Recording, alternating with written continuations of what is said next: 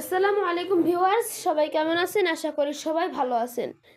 আমি গত ভিডিওতে দিয়েছিলাম নিরাশ্রয়ের আশ্রয় 100টি চমৎকার ঘটনা বই থেকে। এবার শোনাবো আপনাদেরকে উত্তম আচরণ পার্ট 2। চলুন বেশি কথা না বাড়িয়ে ভিডিওটি শুরু করা যাক। উত্তম আচরণ। এক বৃদ্ধা আপন মনে গজগজ করতে করতে তার বাক্স গুছাচ্ছে আর রাগে দুঃখে আমাদের প্রাণপ্রিয় নবী নূরে মুজাসসাম হাবিবুল্লাহ হুজুর পাক সাল্লাল্লাহু আলাইহি ওয়াসাল্লাম উনার সম্পর্কে কাফিরদেরকে যেসব এলোমেলো কথা বলতে শুনেছিল তাই আওড়াচ্ছিল।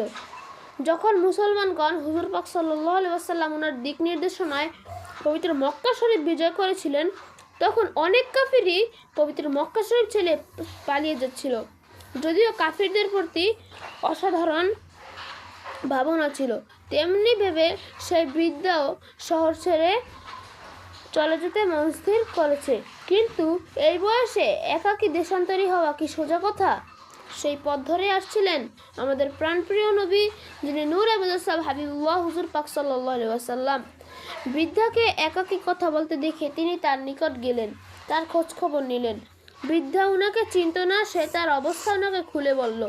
হুজুর পাক সাল্লাল্লাহু আলাইহি ওয়াসাল্লাম তিনি তো সবই জানেন। তিনি সব শুনে বৃদ্ধাকে সাহায্য করতে চাইলেন।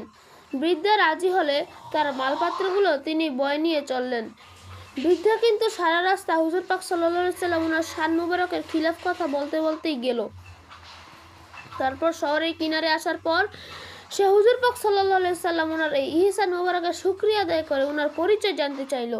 তখন হুজুর পাক সাল্লাল্লাহু আলাইহি ওয়াসাল্লাম তিনি বললেন, তুমি যার ভয় পালিয়ে যাচ্ছ আমিই সেই ব্যক্তি। সুবহানাল্লাহ। বৃদ্ধ এবার তার ভুল বুঝতে পারলো। সে বুঝলো কাফিররা উনার সম্মান সম্পর্কে যা প্রচার করেছিল তা নিতান্তই মিথ্যা বানোয়াট। হুজুর পাক সাল্লাল্লাহু আলাইহি ওয়াসাল্লাম তিনি আমাদেরকে উত্তম আচরণ শিক্ষা দিয়েছেন। ভদ্র মানুষের সাথে ভদ্র আচরণ করাটাই স্বাভাবিক, কিন্তু তা উত্তম আচরণ নয়।